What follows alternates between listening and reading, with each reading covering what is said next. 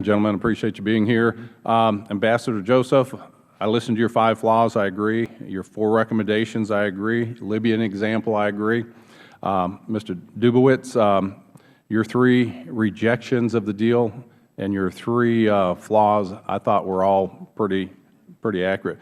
Mr. Goldenberg, I agree with you on this agreement is not perfect. I agree.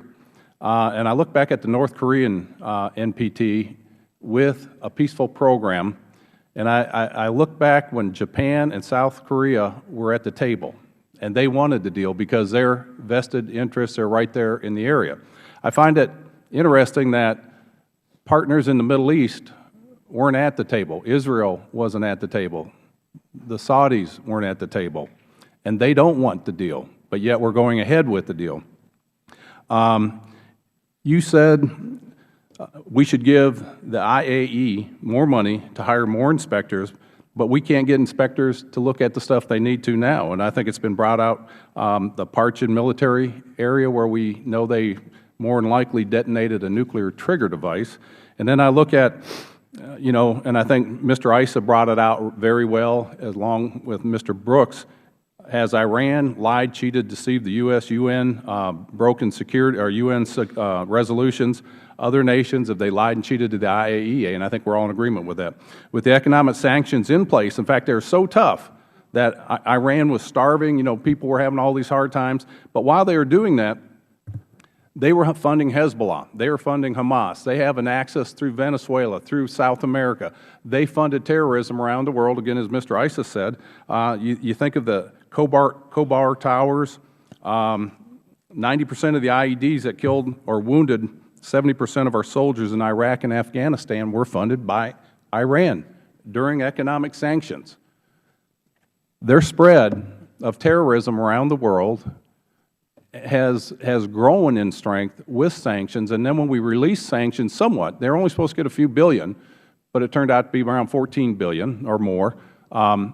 They go and help Assad, and you look at their history, and their history pretty much predicts the future of a country like that. When I look at them sponsoring the assassination attempt of the Saudi ambassador on our homeland, would it be safe to say, especially when their leaders have been for years, since you were a baby, 1 year of age, till the signing of this agreement or the agreement, saying death to America, death to Israel, would you consider them maybe an enemy of our state? Congressman, the Soviet Union was also an enemy of our state. Iran is an enemy of our state, but we did negotiate. I'm sorry, you said they are an enemy of our state. Yeah, and the Soviet Union is also. I just want to put. That's what I wanted to hear. With this negotiation, Ambassador Joseph, is it going to strengthen Iran?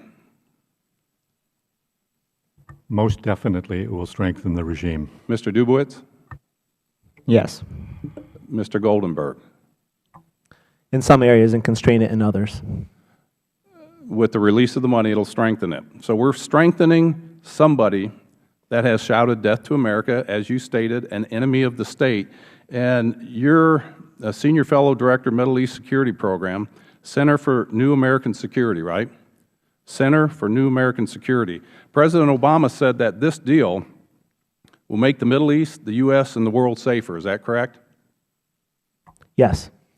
If that's true, why are everybody telling us that we need to bolster our Eastern missile defense system, our Western missile defense system, our Alaskan, and everywhere else? I wouldn't necessarily agree with that. I do think we need to take a lot of other steps in the region. I think we're being naive here to a level of uncomparable analysis from a guy that's only been here for 2.5 years. I don't see this as a good deal. I've only been here 2.5 years. I don't see this as a good deal, and I think we should walk away from the table. Senator Lieberman was here last week. We should run away from the table and put the sanctions back on now because, as Mr. Dubowitz says, snapback is a fallacy. It'll never work once this goes down, and I hope all of Congress rejects this deal.